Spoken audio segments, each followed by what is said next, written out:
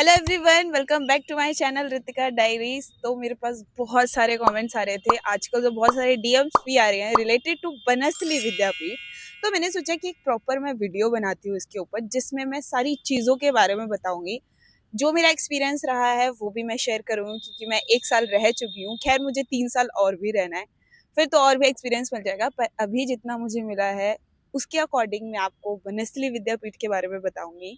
तो आज मैं आपके सारे डाउट क्लियर कर दूंगी कि वहाँ का एडमिशन प्रोसेस क्या है, हॉस्टल लाइफ क्या है, सीलिंग फैन है या नहीं है, आपको बाहर जाने देते हैं नहीं जाने देते, 5 फोल्ड के बारे में, एनसीसी के बारे में, इंटर्नशिप के बारे में, साथ ही प्लेसमेंट के बारे में, और आऊँगी ड्रेस कोड क्या है।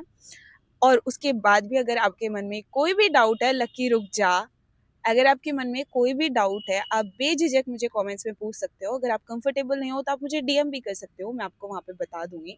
पर मेरी पूरी कोशिश रहेगी कि मैं आपको पूरी चीज़ बताऊं अच्छी तरीके से। तो आप आराम से बैठ जाइए, क्योंकि थोड़ी सी वीडियो लंबी हो सकती है, क्योंकि मैं बहुत सारी बातें करूंगी, बहुत सारी चीज़ें बताऊंगी। तो आपको बैठना तो पड़ेगा तसल्ली से, जैसे मैं बैठी हूँ। तो आप बैठ जाइए। बहुत सारी वीडियो हैं यूट्यूब पे, ऐसा मैं नहीं कह रही हूँ कि आप मेरी ही वीडियो देखो, आप बाकी भी देख सकते हो। सीरा समझाया हुआ ज़्यादा समझ आए या फिर जो भी है, पर एंड तक देखोगे तभी समझ आएगा। क्या पता कब मैं कौन सी चीज़ बोल दूँ जो आपके काम आ जाए बनस्थली विद्यापीठ में। तो स्टार्ट करते हैं।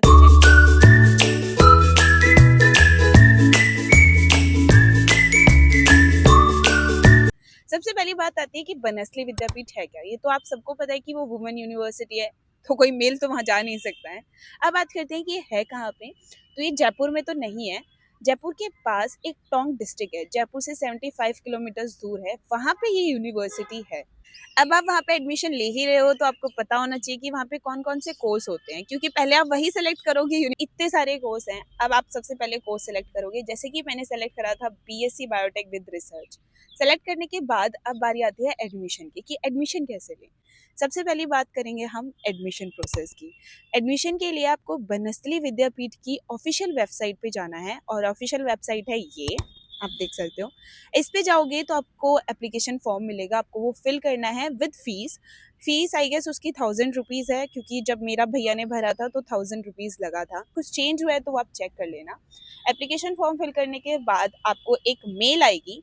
अब आपने जो कोर्स सेलेक्ट करा है, जैसे कि काफ़ी कोर्सेज उसमें हैं जिसमें आपको एंट्रेंस एग्जाम देना पड़ता है, काफ़ी ऐसे हैं जिसमें डायरेक्ट मेरिट बेस पे आपका एडमिशन हो सकता है। जैसे मेरा था वो मेरिट बेस में हो गया था बीएससी में।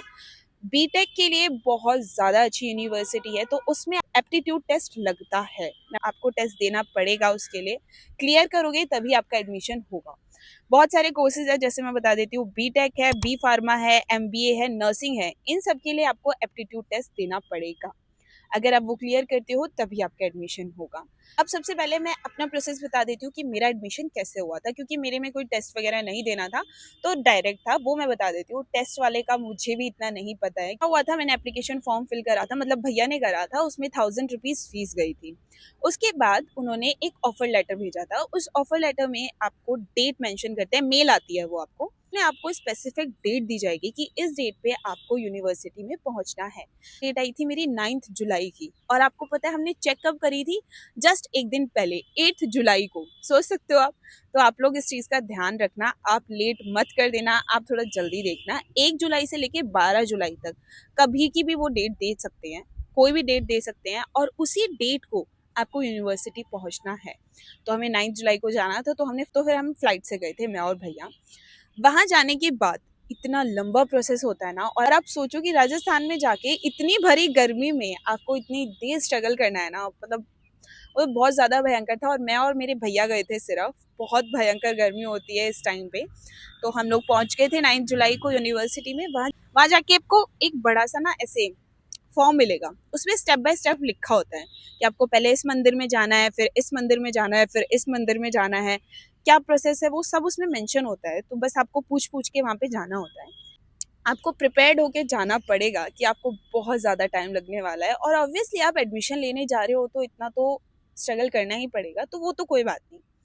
हम लोग पहुँचे वहाँ पे, वो जितना भी प्रोसेस होता है आपको वो करना होता है। वहाँ पे काउंसलिंग भी होती है, वो आपको बताते हैं कि आप कौन सा कोर्स ले रहे हो, आप क्या करना चाहते हो, क्यों करना चाहते हो। तो आप उनको बताओगे तो आपको बहुत अच्छे से समझा भी देंगे। जब काउंसलिंग करते हैं ना, तब वो आपसे पूछते हैं आपको स्पोर्ट्स कौन सा लेना है। तो मैंने वहाँ पे बोला था एनसीसी, ठीक है। अब एनसीसी के बारे में मैं आगे बताऊंगी। मुझे लगा कि मैंने वहाँ एनसीसी बोल दिया तो मैं एनसीसी में हो गया मेरा, मुझे ऐसा लगा था। पर इसके आगे का प्रोसेस मैं बाद में बताती हूँ कि क्या। वो प्रोसेस खत्म होने के बाद डायरेक्ट आपको उसी दिन वो फीस भी डिपॉजिट करवाते हैं। फर्स्ट इंस्टॉलमेंट आपकी उसी दिन जाती है। तो आप प्रिपेयर्ड होके जाना कि आज आपको फीस भी जमा करनी है और आज ही आपको एडमिशन भी करनी है। जो आपकी ऑफर लेटर में डेट होती है ना, उस दिन ये समझो कि आपका एडमिशन प्रोसेस पूरा खत्म हो जाएगा। आपको सोचने का मौका नहीं मिलेगा कि मैं 2 दिन बाद सोचूंगी, 3 दिन बाद सोचूंगी, नहीं।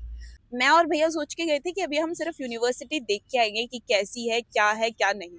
पर जब हम वहाँ पहुंचे ना, तो उन्होंने बोला कि आपको एडमिशन लेना है तो आज ही लेना होगा, क्योंकि हमारे पास इतने बच्चे हैं कि हम आपका वेट नहीं करेंगे।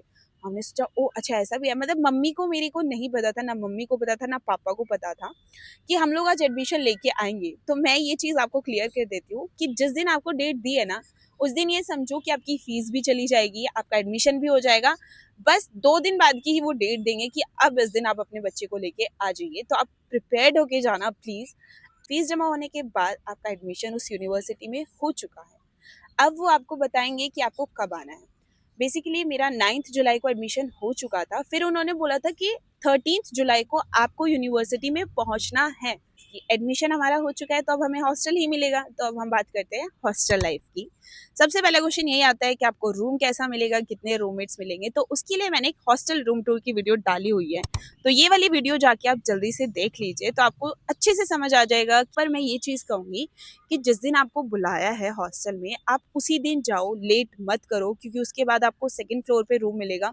मुझे सेकंड फ्लोर पे रूम मिला था क्योंकि मैं लेट गई थी, और सेकंड फ्लोर पे गर्मियों में इतनी गर्मी रहती है ना, आग की तरह जलने लग जाते हैं। मतलब या तो फर्स्ट फ्लोर लो या फिर ग्राउंड फ्लोर लो, प्लीज मैं कहूंगी, क्योंकि इस बार मैं जल्दी जाने वाली हूँ, इसीलिए क्योंकि मुझे फर्स्ट फ्लोर पे रूम लेना है। वहाँ पे हमने चुन्नी, जो कॉटन की चुन्नी होती है ना, उसको गीला कर करके हम ओढ़ ओढ़ के सोते थे, इतनी भयंकर गर्मी होती थी। ठंडी ठंडी हवा आ रही है, तो प्लीज़ इस चीज़ का आप ध्यान रखो। वो राजस्थान है, वहाँ पे बहुत ज़्यादा गर्मी होती है। तो सेकंड फ्लोर पे रूम लेने की गलती बिल्कुल मत करना। वहाँ पे रूम लेने के बाद आपकी रूममेट अगर आपको नहीं पसंद आई है तो आप चेंज कर सकते हो। है मेरी रूममेट मुझे बहुत अच्छी मिली है, टच वुड।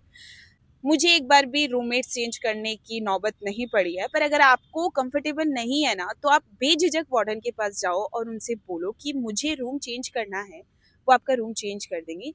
प्लीज़ आपको वहाँ पे पूरा 1 साल बिताना है, तो अगर आप कंफर्टेबल नहीं हो तो आप प्लीज़ रूम चेंज कर लो, है ना। सामान आप कैटल लेके जा सकते हो, वार्डन से छुपा लेना। और पता है, वार्डन अगर आपको अच्छी मिल जाती है तो उनके सामने भी रखोगे तो वो कुछ नहीं कहती। मेरे फ्लोर वाली बहुत अच्छी वार्डन थी। मेरी फ्रेंड के पास इंडक्शन भी था, वो भी वो देखती थी पर कुछ नहीं कहती थी। पर डिपेंड करता है वार्डन कैसी मिल रही है। अगर वार्डन खराब है ना, तो वो आपकी कंप्लेंट कर देगी। सारी चीज़ आप लेके जा सकते हो, बस सारी चीज़ आपको स्टार्टिंग में छुपानी पड़ेगी। जब आपको पता चल जाएगी कि आपकी वार्डन कैसी है, अच्छी है, तो आप रख सकते हो। जब मेरी दीदी पढ़ती थी, वो तो कूलर भी लेके गई थी, क्योंकि उनकी वार्डन इतनी अच्छी थी। पर हमारी इतनी ज़्यादा अच्छी नहीं है कि वो कूलर लेके जाने दें। तो वो डिपेंड करता है, आप सामान कुछ भी लेके जा सकते हो, ठीक है, बस छुपा के रखना है।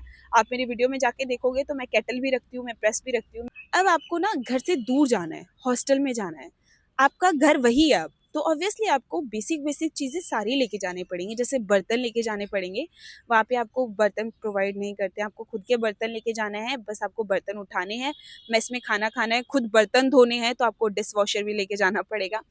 खुद के बर्तन खुद धोने हैं आपको, वहाँ पे जाके बेसिक सारी चीज़ें लेके जानी है। जैसे बाल्टी लेके जानी है, मग लेके जाना है, डिश वॉशर वगैरह, सोप वगैरह, स्किन केयर, सब कुछ लेके जाना पड़ेगा। अपने कपड़े तो आपको लेके जाने, आप अपना एक पर्सनल पिलो भी लेके चले जाना, क्योंकि उनका पिलो ना थोड़ा सा ऐसा पतला पतला में मरा हुआ सा तकिया होता है उनका।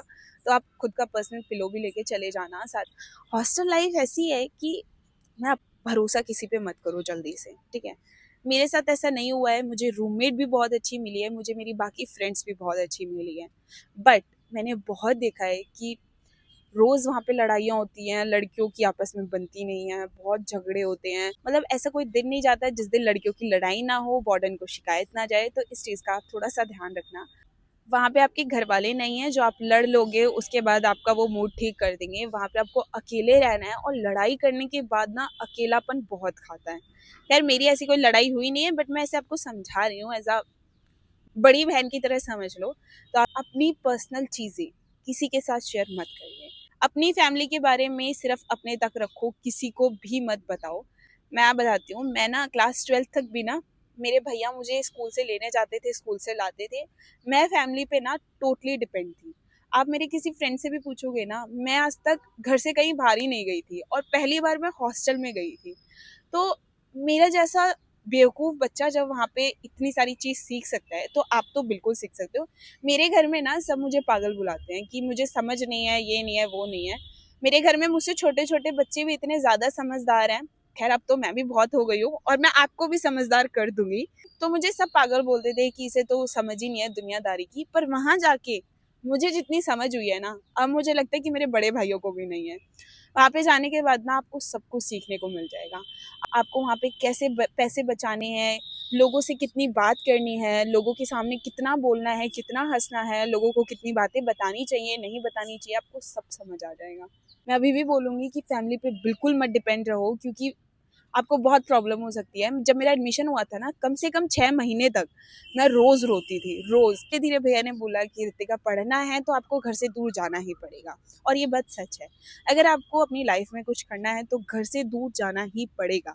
तभी आप समझदार होगे, तभी आपको पता चलेगा दुनिया के बारे में कि दुनिया कैसी है। वहाँ खैर मेरी तो काफ़ी अच्छी-अच्छी दोस्त बनी हैं, जैसे मेरी रूममेट तो खैर बहुत ही अच्छी हैं।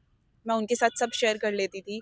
मेरी और भी फ्रेंड है, जैसे सोनू है, तन्वी है, परी है, सेजल है, बहुत सारी फ्रेंड है, उनके साथ मैं शेयर कर लेती हूँ। पर आप लोगों को कैसी फ्रेंड मिलेगी वो मुझे पता नहीं है, तो थोड़ा-सा सँभल के रहना है स्टार्टिंग में, बस ये कह रही हूँ मैं। मैं आपको कुछ गलत नहीं सिखा रही हूँ, एकदम सही बता रही हूँ। अब बात करते हैं हम मेस फूड की, ठीक है? इसके बारे में मेरे पास बहुत क्वेश्चन्स आ रहे थे। देखो, पर वहाँ का खाना, मैं जेन्युइनली बता रही हूँ, कभी-कभी आपको लगेगा कि आप घर में ही बैठ के खा रहे हो। आपको वहाँ पे दाल, चावल, रोटी, सब्जी डेली मिलेगा, सुबह-सुबह, साथ में आपको दही भी मिलेगा, सैलेड भी मिलेगा। खाना काफ़ी अच्छा होता है। मेरी खुद की दीदी एम्स दिल्ली में है, बीएससी नर्सिंग कर रही हैं, वो मुझे खुद कहती हैं कि इतना खराब खाना देते हैं, वो खाने लायक भी नहीं होता। खैर खाने को खराब नहीं बोलते, सॉरी। बट जेन्युइनली वहाँ का खाना उतना अच्छा नहीं होता। पर बनस्थली में जब आप खाना खाओगे ना, कभी-कभी आपको फ़ील आएगा कि ये बिल्कुल घर का खाना है। देखो मैं तो खा लिया करती थी और मुझे तो सही लगता था, तो मैं इसलिए बता रही हूँ कि खाना काफ़ी बार बहुत अच्छा होता है। कभी-कभी तो देखो यार, आप हॉस्टल में हो तो घर जैसा खाना तो नहीं मिलेगा। पर और ट्यूसडे को वहाँ का ऑफ रहता है, खैर ये तो आपको पता चल ही गया होगा, नहीं पता तो मैं बता देती हूँ। संडे को वहाँ ऑफ नहीं होता है, सिर्फ ट्यूसडे को ऑफ होता है। बाकी दिन आपकी डेली क्लासेस होती हैं, ठीक है? ये आपका मेस फूड हो गया, मैंने हॉस्टल के बारे में भी बता दिया है। अब बात करते हैं हम कैंपस में क्या-क्या मिलता है आपको, ठीक है? बहुत बड़ा कैंपस है, 850 एकड़ में फैला हुआ है कैंपस, तो आप समझ जाओ कि कितना बड़ा कैंपस है। वहाँ पे स्कूलिंग भी होती है, वहाँ कॉलेज भी होता है, वहाँ पे हमारे टीचर्स भी रहते हैं, तो बहुत बहुत बड़ा कैंपस है और बहुत सारी फैसिलिटीज़ है। अब वहाँ पे मार्केट है, बहुत बड़ा मार्केट है वहाँ पे। न्यू मार्केट है, एक ओल्ड मार्केट है। अगर आपको देखना है कि मार्केट कैसा है, किस टाइप का है, तो मेरे जितने भी ये वीडियोज़ हैं, आप जाके चेक कर लीजिए। आपको पता लग जाएगा कि किस टाइप का मार्केट है। वहाँ पे आपको सब कुछ मिलता है। ऑब्वियसली क्योंकि बच्चों को बाहर नहीं जाने देते हैं, तो वहाँ पे आपको सब कुछ मिलता है। वहाँ पे आपको कुछ भी खरीदना है, कपड़े, जूते, चप्पल, जो भी खरीदना है, आप सब कुछ खरीद सकते हो वहाँ पे, सब कुछ मिलता है। न्यू मार्केट में भी और ओल्ड मार्केट में भी। ओल्ड मार्केट थोड़ा-सा दूर है, ठीक है? देख लीजिए, मेरे शॉर्ट्स में भी आपको पता चल जाएगा कि मार्केट कैसा है और क्या-क्या मिलता है, सब कुछ। आपको मेस का खाना नहीं अच्छा लगता है, तो ऑब्वियसली आप बाहर जाके खाओगे, तो वहाँ पे बाहर का खाना सारा मिलता है। मत बाहर नहीं जाने देते हैं, ये मैं आपको क्लियर कर देती हूँ। बहुत लंबा प्रोसेस होता है बाहर जाने के लिए। अगर किसी का बर्थडे वगैरह है तो बड़े-बड़े रेस्टोरेंट है, जैसे ये स्पाइसी बाइट और बेला बाइट, यहाँ पे सब कुछ मिलता है खाने का। बाकी आगे भी बहुत सारे हैं, शानूज़ है और बहुत सारे हैं, वहाँ पे आपको सब कुछ खाने का मिलता है। सब कुछ मिलेगा आपको, ऐसा कुछ नहीं है कि बाहर नहीं जाने देंगे तो आप बिल्कुल मर ही जाओगे। अंदर आपको ऐसा लगेगा कि बाहर ही आ गए हो बिल्कुल आप, सब कुछ मिलता है अंदर, ठीक है? बाकी कैंपस में बहुत सारे डिपार्टमेंट हैं अलग-अलग, जैसे कि मैंने बताया इतने सारे कोर्सेज़ हैं, तो ऑब्वियसली सबके डिपार्टमेंट अलग-अलग होंगे। बहुत सारे डिपार्टमेंट हैं, लगभग 29 हॉस्टल हैं, अलग-अलग हॉस्टल्स हैं। आपको लाइब्रेरीज़ भी मिलेंगी, हर डिपार्टमेंट की अलग-अलग लाइब्रेरी ऑलरेडी होती है, बट एक कॉमन लाइब्रेरी है वो सेंट्रल लाइब्रेरी, उसमें आपको सारी फैसिलिटीज़ मिलेंगी, बैठने की बहुत स्पेस है, बहुत, अगर आपके एग्जाम्स वगैरह हैं तो आप वहाँ जाके पढ़ सकते हो। बहुत सारे पार्क्स भी हैं छोटे छोटे, जैसे आप ये देख रहे हो ना, ऐसे बहुत सारे पार्क्स है। इन्वायरमेंट बहुत अच्छा है, बहुत ग्रीनरी। लास्ट में अकेडमिक्स के बारे में, क्योंकि आप वहाँ पे पढ़ने जा रहे हो। पहले जितनी भी चीज़ें बताई उसमें अभी भी कोई डाउट है तो आप मुझे कमेंट्स कर सकते हो, मैं ज़रूर बताऊंगी आपको। किसी भी डिपार्टमेंट में आपको एसी नहीं मिलेगा। जैसे हॉस्टल में एसी नहीं है, वैसे किसी भी डिपार्टमेंट में भी एसी नहीं मिलेगा। आपको पंखे के नीचे बैठ के पढ़ना पड़ेगा। इतनी गर्मी में आपको पंखे में ही बैठना है। अलग अलग कोर्स के अलग अलग डिपार्टमेंट्स होते हैं। जैसे मेरा बीएससी बायोटेक है तो मेरा डिपार्टमेंट है जीव मंदिर। बहुत सारे बच्चे बीएससी बायोटेक ही करेंगे तो आप लोगों का डिपार्टमेंट होगा जीव मंदिर। पंखे में ही बैठना है। अब टाइमिंग क्या होती है, सुबह 9 से लेके 5 तक, शाम के 5 तक क्लासेस होती है। बीच में ब्रेक मिलता है, वो मैं बता देती हूँ। जैसे मेरा 9 से 12 मेरी क्लासेस होती हैं, 3 क्लास होती है। ऐसे मैंने कई सारे व्लॉग डाले हुए हैं, आप जाके देखोगे तो आपको पता चल जाएगा कि मेरी लाइफ कैसी जाती है वहाँ पे। सुबह 9 से 12 तक क्लास होगी, 3 क्लास होती हैं। 12 बजे से 2 बजे तक हमें ब्रेक मिलता है। 12 से 2 के बीच में आपको हॉस्टल जाना है, जाके खाना खाना है, थोड़ा सा रेस्ट करोगे, 2 बज जाएंगे, 2 बजे आपको वापस डिपार्टमेंट जाना है। फिर हमारी 2 से 3 एक क्लास होती थी, फिर 3 से 5 हमारी लैब होती थी। तो ये हमारा पूरा दिन का शेड्यूल रहता था, ठीक है। ये कॉलेज में बता देती हूँ मैं। कहीं आप सोचो कि आप हॉस्टल में सोते रहोगे तो काम हो जाएगा, ऐसा नहीं है। आपको क्लासेस लेनी पड़ेंगी। 75% अटेंडेंस आपको मेंटेन रखनी है। देखो, 50 तक भी आपको एग्जाम देने देते हैं, पर आपको 75 मेंटेन रखनी है, क्योंकि वो लोग कुछ ऊपर नीचे कर देते हैं अटेंडेंस में। जैसे कि मान लो 150 बच्चे क्लास में हैं, अब जब मैम अटेंडेंस लेती हैं तो कभी कभी मिस भी हो जाता है। अब टीचर से बहस नहीं कर सकते कि मैं बोलना भूल गई या मैं बात कर रही थी, तो वो और डांट लगा देती हैं, तो उसमें भी मिस हो जाता है। तो आपको 75% अटेंडेंस मेंटेन करनी है, अदरवाइज आपको एग्जाम नहीं देने देते। फिर आपकी मार्कशीट में ड्यू लिखा आएगा। ड्यू लिखा आएगा, आप सोचोगे कि मैं बाद में दे दूंगी एग्जाम। अगर आपको वो ड्यू हटाना है तो आपको आई गेस 1500 रुपये फीस देनी पड़ेगी। और जब आप एग्जाम दोगे ना, उसके बाद भी कुछ पॉइंट ही आपका बढ़ता है उसमें मार्कशीट में। तो प्लीज आप इस चीज का ध्यान रखना। अगर आप वहाँ जा रहे हो तो अपनी 75% अटेंडेंस प्लीज मेंटेन रखना।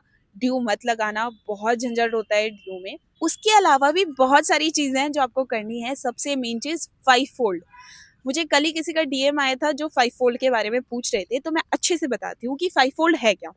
5 फोल्ड में बहुत सारी एक्टिविटी हैं, जितना आप सोच सकते हो ना उससे भी ज्यादा एक्टिविटी है। अगर मेरे पास कोई फॉर्म होगा तो मैं यहाँ अटैच कर दूंगी, आप देख लेना। स्विमिंग है, बैडमिंटन है, कबड्डी है, basketball, football, lawn tennis, table tennis, सबसे मेन चीज हॉर्स राइडिंग।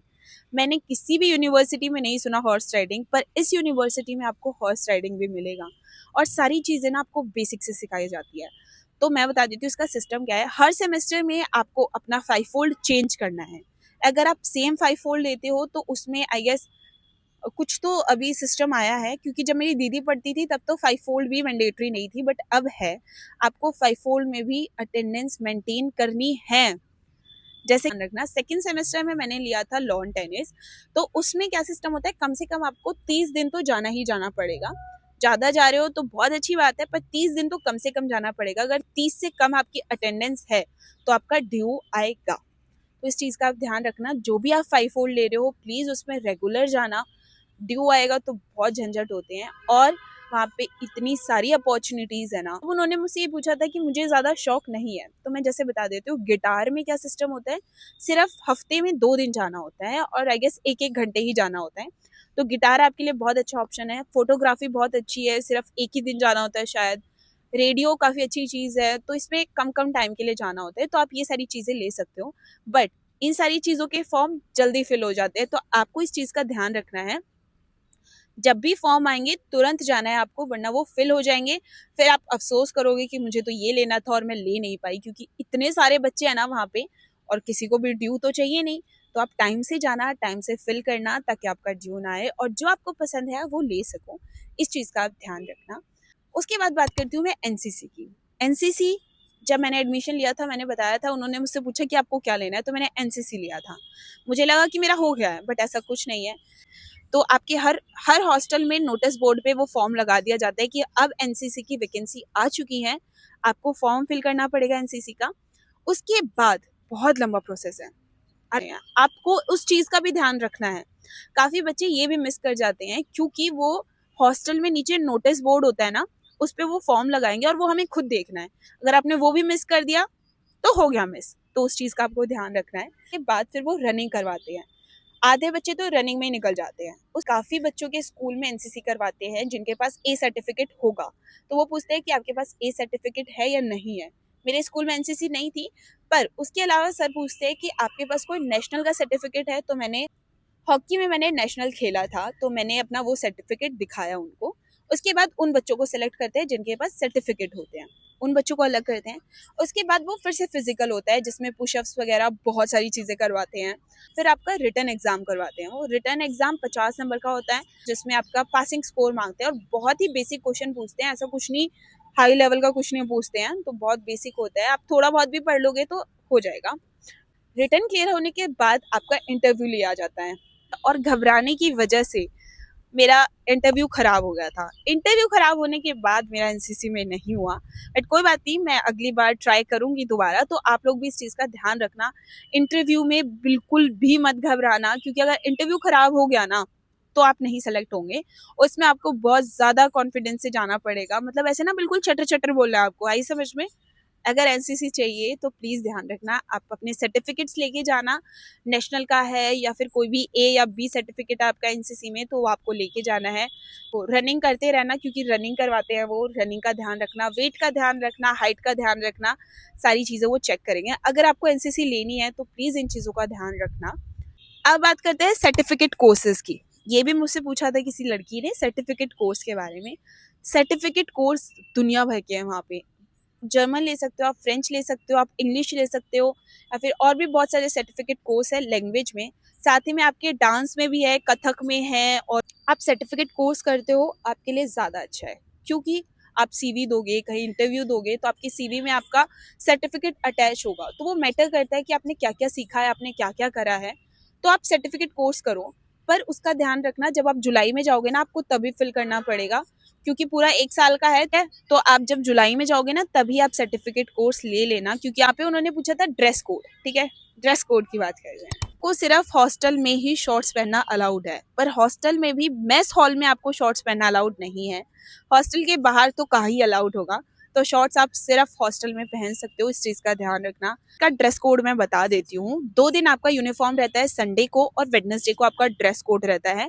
ऊपर ब्लू कलर का कुर्ता होता है खादी का, और नीचे वाइट कलर का सलवार भी ले सकते हो आप, या फिर प्लाजो ले सकते हो। मैं अगर मेरी फोटो होगी यूनिफॉर्म में तो मैं यहाँ पे अटैच कर दूंगी। तो ये आपकी यूनिफॉर्म होगी, ये आपकी यूनिफॉर्म होगी, तो आप लोग खरीद लेना। साथ ही में बाकी बचे हुए दिन आप सिंपल कॉटन के कुर्ते भी पहन सकते हो। शॉर्ट कुर्ती अलाउड नहीं है, लॉन्ग कुर्ती ही पहननी है आपको।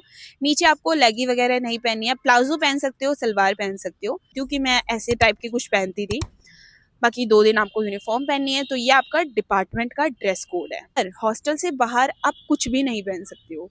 आपको क्रॉप टॉप पहनना भी अलाउड नहीं होगा, वार्डन आपको डांट मारेगी। जींस पहनना भी अलाउड नहीं होगा, वार्डन उसके लिए भी डांटेंगी। पर हमारी वार्डन अच्छी थी, जब हम कभी बर्थडे वगैरह सेलिब्रेट करने जाते थे बाहर तो हमें जींस पहनने देती थी, पर वो यही बोलती थी थोड़ा ढंग के कपड़े पहन के जाओ भाई। हाँ, क्रॉप टॉप नहीं पहनने देती वो लोग। और अगर आप पहन के चले भी गए, अगर किसी नहीं है कि आपकी हॉस्टल की वार्डन ही आपको डांटे, ऐसा बिल्कुल नहीं है। दूसरे हॉस्टल की वार्डन भी आपको डांट सकती है, ध्यान रखना। करा था एक बार, हम लोग बाहर गए हुए थे और कई सारी दीदियां ऐसे स्लीवलेस टॉप पहनी हुई थी। ठीक है, अब वो अपनी वार्डन से या तो छुपके पहन के आई होंगी या फिर जो भी सिस्टम है। दूसरे हॉस्टल की वार्डन ने उनको देख लिया और उन्होंने उनकी फोटो क्लिक करी, और फिर उनके वार्डन को उन्होंने बहुत डांटा कि तुम क्यों अलाउड करते हो। तो प्लीज इस चीज का ध्यान रखना कि वार्डन को भी डांट पड़ती है इस चीज के लिए, क्योंकि तुम अपने बच्चे को भेज रहे हो इस तरीके से, इसलिए। ठीक है, बट आप जीन्स लेके जाओ, टॉप लेके जाओ, जो भी लेके जाना है जाओ, बट ध्यान रख के आप निकलना। काफी सारी चीजें आपको छुप छुप के करनी पड़ेगी वहां पे, और हॉस्टल लाइफ है, काफी सारी चीज आप छुप छुप के करोगे भी। बाकी हाँ, इंटर्नशिप और प्लेसमेंट की बात कर लेते हैं। प्लेसमेंट देखो, बीटेक का प्लेसमेंट बहुत अच्छा होता है वहाँ पे, क्योंकि बीटेक के लिए वो बहुत अच्छी यूनिवर्सिटी है। ठीक है, वहाँ का प्लेसमेंट भी बहुत ज़्यादा हाई है। पर इंटर्नशिप आपको वहाँ पे नहीं दी जाती है। इंटर्नशिप जैसे अभी मेरा फर्स्ट ईयर खत्म हो गया है, जब अभी मेरी वेकेशंस पड़ी थी तो मैंने खुद इंटर्नशिप करी थी। आपको खुद सब कुछ अप्लाई करना पड़ेगा। हाँ, टीचर आपको गाइड कर देंगे, अगर आप किसी भी टीचर से कुछ भी पूछोगे आपको गाइड कर देंगे, पर करना आपको खुद ही है। वहाँ पे आपको बहुत कुछ सीखने को मिलेगा, बहुत कुछ। टीचर्स इतने ज़्यादा कोऑपरेटिव है, अगर आप उनसे 10 बार पूछोगे ना वो 10 बार बताएंगे, सीरियसली मैं बता रही हूँ। और फ़ोन वगैरह, हाँ, फ़ोन का मुझसे पूछा था कि फ़ोन अलाउड है, नहीं। कॉलेज स्टूडेंट के लिए, सबके लिए फ़ोन अलाउड है, स्कूल वाले बच्चों के लिए फ़ोन अलाउड नहीं है। कॉलेज वालों के लिए अलाउड है, पर डिपार्टमेंट में अगर वो फ़ोन देखते हैं तो थोड़ा डांट देते हैं, तो उसका ध्यान रखना।